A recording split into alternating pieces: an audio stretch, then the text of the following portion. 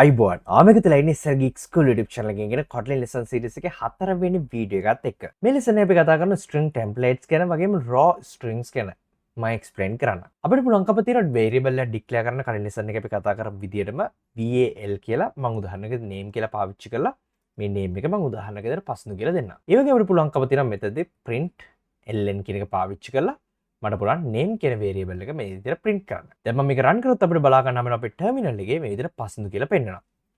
හරි. මට ඕනේ කරන්නේ ඊට වඩා ටිකක් වෙනස් දෙයක්. මට ඕනේ කරනවා hello පස්ඳු කියලා පෙන්නන්න. මේ වගේ දෙයකට තමයි කලින් කතා කරපු string templates පාවිච්චි කරන්නේ. එක එක languages වල එක එක විදිහට මේක පාවිච්චි කරනවා. අතරම Kotlin වල ගොඩක් ලේසි දෙයක් තියෙන්නේ. ඔයගොල්ලෝ දන්නවා අපිට පුළුවන්කම තියෙනවා උද්දෘත ඇතුලේ string එකක් පිටපත් කරන්න. මේ විදිහට අපිට පුළුවන් hello කියන වචනේ පාවිච්චි කරන්න. ඒත් එක්කම variable එකක් නම් ඒක වෙනස් වෙන්නේ ඩොලර් මාක් එකත් එක්ක මේක ලියනවා. සරලව මෙන්න මේ විදිහට අපිට පුළුවන් ලියන්න. ඔයාලට පේනවා ඇති code edit එක විසින් මේකේ තියෙන කලර් එක පාව වෙනස් කරා. මේකෙන් අදහස් වෙන්නේ මේක string එකක් නෙමෙයි කියන එක තවදුරටත්. ඒතර මේකත් එක්ක අපිට idea එකක් ගන්න පුළුවන්. code edit එක පාවිච්චි කරද්දී පවා ඒ කියන්නේ මේක variable එකක් විදිහට පිටපත්. අපි සරලව මේක මේ විදිහට පාවිච්චි කරලා තවර පේනද කොළ පාටේම තමයි බලා ගන්න හම්බෙන්නේ. හැබැයි ඩොලර් මාක් එකත් එක්ක දැම්මට පස්සේ මේක name කියන එක වෙනස් වෙනවා පාට. ඒකත් එක්ක අපිට මේක කෙලිම පිටපත් කරන්න හැකියාව ලැබෙනවා. මෙතනින් එහාට අපිට අවශ්‍ය නැ exclamation mark එකක් වගේ දෙයක් use කරන්න පුළුවන්. කිසිම ප්‍රශ්නයක් එන්නේ නැහැ. මම මේක run කරොත් ඔයාලට බලා ගන්න පුළුවන් මෙතන hello පසින්දු කියලා exclamation mark එකත් එක්ක අපේ terminal එකේ මෙන්න මේ විදිහට බලා ගන්න පුළුවන්කම තියෙනවා. මෙතනින් එහාට ගිහලා අපිට පොඩි calculation එකක් කරන්න ඕන.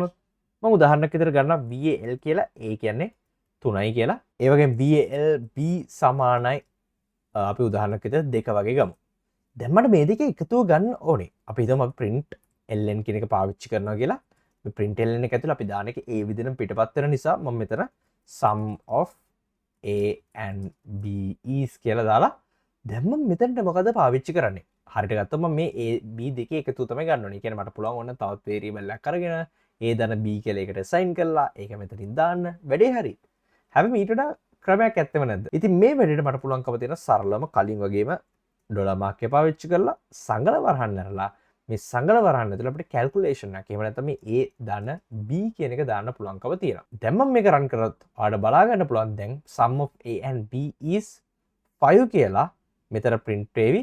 මොකද මේකට තියෙන හේතුව තමයි මේ a ධන b කියන කැල්කියුලේෂන් එක මේ තියෙන සංගල වරහන් ඇතුළේ එයා සිද්ධ කරගත්ත හින්දා. මේකත් එක්ක තමයි පුංචි ප්‍රශ්නයක් ඉන්නේ අපි කලින් උදාහරණයට යද්දී මට ඕන වෙනම් මෙතනින් එහා පැත්තට තව පොඩි මොකක් හරි අකුරක් පාවිච්චි කරන්න. නිකන් හිතන්නකො ABC කියලා අකුරු තුනක් මට අවශ්‍යයි කියලා නමට පස්සේ ස්පේස් එකක්වත් නොතිය පිටපත් කරන්න. හැබැයි මෙතන මට ABC කියලා පාවිච්චි කරන්න බෑ. මොකද Kotlin බලනවා මෙන්න මේ විදි variable එකක් තියෙනවද කියලා.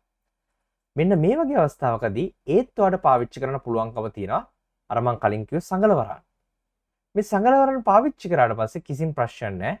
මේක මේ විදිහට පිටපත් වීම සිද්ධ වෙනවා. එතකොට ඔයාලට සාමාන්‍යයෙන් hello පස්ඳු කියලා මේ විදිහට බලා ගන්න පුළුවන්. ඊට පස්සේ ඔයාලට පුළුවන් මෙතනින් ඕන ABC කියලා මෙන්න මේ විදිහට පිටපත් කරන්න. ඉතින් මේ සංගල වරන් පාවිච්චි කරද්දී ගොඩක් වෙලාට එන්න පුළුවන් අර කන්ෆියුෂන්ස් වගේ දේවල් නැති වෙනවා. ඉතින් අර එහෙම වුණොත් ඔයගොල්ලෝ පෙන්න පස්ඳු ABC කියලා එකටම පිටපත් වෙලා තියෙනවා. නැත්නම් මේ වැඩේ අපිට කරන්න වෙන කිසිම ක්‍රමයක් නැහැ. අපි raw strings පැත්තට ගියත් අපිට පුළුවන් කමක් නැහැ මේ තියෙන variable එක මේ විදිහටම පෙළි කිහිපයකට පාවිච්චි කරන්න. ඔයාලට පේන ඇති මේ තියෙන code edit එකකින් හින්දා මේ විදිහට පෙළි කිහිපයකට මේක ගෙනියනවා.